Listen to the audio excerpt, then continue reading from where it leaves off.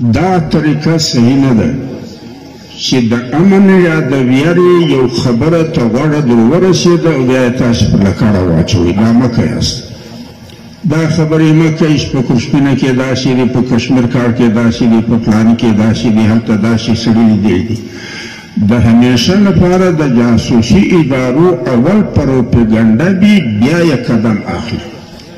یعنی یو ډول په تاسې توغو دا مجلسونه در رسوي چې خطره ده، په فلاني ځای کې دي، هلته دي، دلته دي، وکړه نه و، خو بیا له هغه بعد به بیا قدم دوی اخلي او بیا به د هغه دغه جواز پې شوي، خو فلاني چې ویل ولې په فلاني ځای کې داسې خلک دي. هېڅ خلک نشته.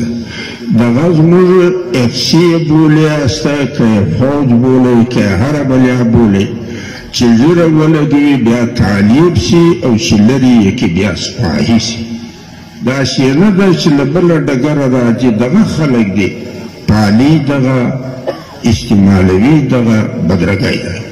او که چېرې د دوی وینا دا ده چې نه موږ نه پالو، نو زه له دوی څخه د درو خبرو پوښتنه کوم چې دا خلک وزلی تاسې،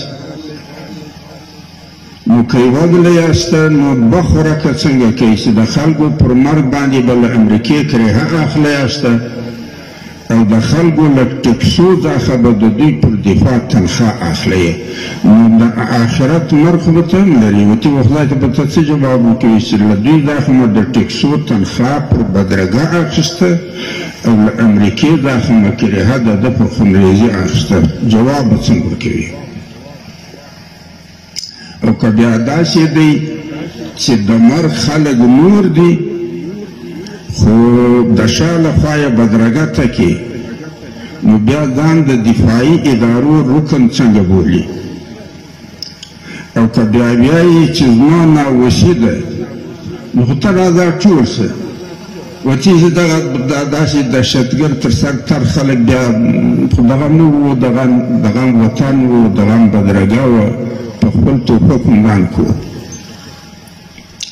نو پښتانه وایي تا د خدای غل نه کړي، خو چې زموږ کروړی سي غلا سي.